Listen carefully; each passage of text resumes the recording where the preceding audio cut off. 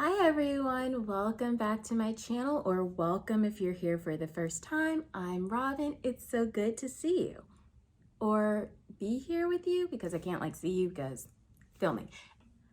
I started off this year with a big, I need to declutter my space. And so one of the ways that I'm going to declutter that is by unhauling some books. There's two reasons. One, I need to make some space for new books. And two, I've just had a lot of these books around and I'm either not going to read them or I've read them and I'm definitely not going to reread them. So I need to give them away so that they can go to a better home so that somebody else can enjoy them. Someone that's not me. And maybe I did enjoy them. A lot of these I did not. So let's get into what I'm unhauling. I'm going to start with books that I have read, then I'll move into books that I haven't read yet. Also, there's no rhyme or reason. There's no order to these books, much like my life, but let's get into them. First book is Room by Emma Donoghue. I read this last year. It was okay. I'm never gonna read it again. I would have preferred to have read this from the adult's perspective, or maybe a dual perspective of the adult and the child, but we only got the child's point of view, which makes sense because it's about a little boy who's only known one room for his whole life, and then for circumstances, he's introduced to the big wide world at 5 years old, and he's trying to figure out how to navigate it. But there were some times where there were adult emotions that he was trying to talk about, and I just wish I could have gotten them from the actual adult. The next book I'm unhauling is All the Missing Girls by Megan Miranda. I very rarely keep mysteries and thrillers because once I read them, I already know the mystery. And so I'm definitely not going to read it again to figure out what the mystery. I'm just not doing it. So besides that, I also just didn't really enjoy the book. I kind of remember the premise. I think this girl comes back to her family home, and did a girl go missing this time? I don't know. Somebody goes missing. There was somebody missing in the past. I don't know. I don't care. It's gone. Getting rid of The Rest of Us Just Live Here by Patrick Ness. I did enjoy this. This is about the people that are not the chosen ones, what happens in their lives. I can't say it was the most compelling story or the most interesting, but I did appreciate the other point of view besides the chosen one. While they're running around saving the world, life is still continuing for us regular folk, and it was fun to just kind of read about those people for a little bit. This is Flipped by Wendelin van Dranen. This is about a boy. This is a story about a boy and a girl. And is it a love story? No. I actually really enjoyed this a lot. In the beginning, there's this girl, she has this crush on this guy, and he's like, I do not like you back. They're also maybe 12-ish, I think. And so it's kind of first crush, first love type thing. And it was really cute. It's very unrequited, lovey, and I enjoyed that. I'm hoping that this will go to some preteen that's just in the throes of their first crush or love or something. They're I don't know what to do. And it's read this. It'll make you feel better. Kind of, maybe not. But it is kind of realistic and I enjoyed that. Next book I'm getting rid of is The Shining by Stephen King. I read it. It was okay, but not enough for me to keep it. It's not a favorite. It was all right for what it was. It's gone. Next book I'm getting rid of, next kind of two books I'm getting rid of, Kindred and Kindred the graphic novel. So I first read Kindred last year and I was super excited because I really wanted to love Octavia E. Butler, but this was not a favorite of mine. I didn't really enjoy it. And then I thought, well, let me give the graphic novel a shot because maybe I'll enjoy that more. Haha, joke's on me. I didn't. And so I'm gonna get rid of both of them, and hopefully somebody else will enjoy them much more than I did. Next, I'm getting rid of The Time Traveler's Wife by Audrey Neffeniger. I read this God knows how long ago, but I read it. I liked it when I read it. I'm not going to go back because I know I would feel differently about it now. So I hope it goes to somebody else who wants to read this. Next, I'm getting rid of Clockwork Orange. Cool. It was cool for what it was. I'm never going to reread this again. And so I'm actually going to give this to my little cousin who has to read it for her class. So I hope she enjoys it. Such a Fun Age by Kylie Reed. It was such a not fun read for me, so I'm gonna give this away.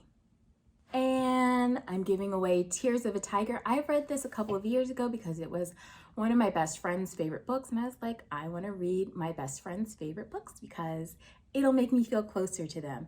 It did not make me feel closer to him, but I guess I'm glad I read it. It's about a boy who was in a car accident with his friend, and his friend died, and he's questioning like, why did I live? And he's going through like bouts of depression, and I think it would definitely be a good read for anyone who may be like a younger kid who may be struggling. Yeah, but I've read it. I'm not gonna read it again.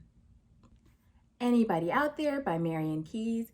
Don't ask me what this is about because I don't remember. I read this years ago. It's just been sitting on my shelf collecting dust. I went through like a Marian Keyes phase where I was reading all of her stuff, and I like her writing, but I just don't remember what this is about, and I'm never gonna read it again. We Have Always Lived in This Castle by Shirley Jackson. People love this. They're like, it's atmospheric and spooky and creepy. It was none of those things for me. And so I am going to get rid of it. I hope that it is for somebody else because I wanted it to be that for me, but it wasn't. The Right Swipe by Alicia Ray. This is about an app developer, a dating app developer, and this spokesperson guy. I had to pause for a second because I wasn't sure that this was the right story, but it is. And at first they're enemies because stuff that happened in their past, but then it's like it's enemies to lovers. It was cute. Not gonna read it again, but I hope somebody else finds this and also thinks it's cute. The Devil in the White City by Eric Larson. I read this last year. It was an interesting read about the Chicago World's Fair and a serial killer, H.H. Holmes, that were coexisting at the same time. And it was an interesting read. Won't read it again. That's the recurring theme here. I'm never gonna reread these books again. Girl Boss by Sophie Amoroso. I did not like this. She was an entitled, like annoying 20-something, and she found her rise to success on her own. Good for her. I would if you're gonna read this, I would prefer you read More Than Enough by Elaine Welteroth. That was a much better version.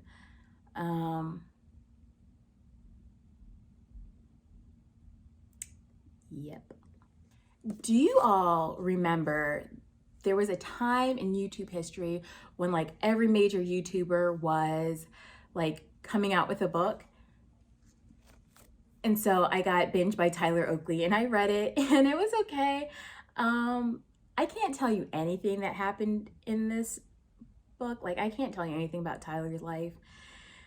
And that's okay. But I hope somebody comes across this and is like, you know what? Tyler Oakley, he sounds interesting. Let me read this or something. There was a time in my life when I loved reading Jen Lancaster. She is the author of Pretty in Plaid, Bitter is the New Black, Such a Pretty Fat, and I read like all of her shit.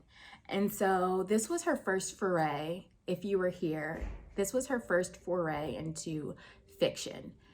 And it was about this woman who buys the house from 16 Candles and like does this fixer-upper, and she realizes that home is not something. I don't remember. It was a snooze fest. I didn't really enjoy it. I think this was the beginning of the end of my love affair with Jen Lancaster. Lincoln in the Bardo. I've talked about this before in books I DNF'd, and I really wanted to like this, and it's so, I just didn't. So I'm going to give it away. May it live somewhere better. City of Bones by Cassandra Clare. I hated this about 30 pages in. I'm never gonna finish the series. I'm never probably going to read anything by Cassandra Clare. I know I shouldn't say never, but I'm gonna say never because I just know it's gone. And now these are all books that I've either started the series of and I just don't want to continue. So one of them is Akata Warrior. I read Akata Witch. It was not my favorite. I gave that to a friend. And so I'm going to give her Akata Witch so that she can continue on if she chooses.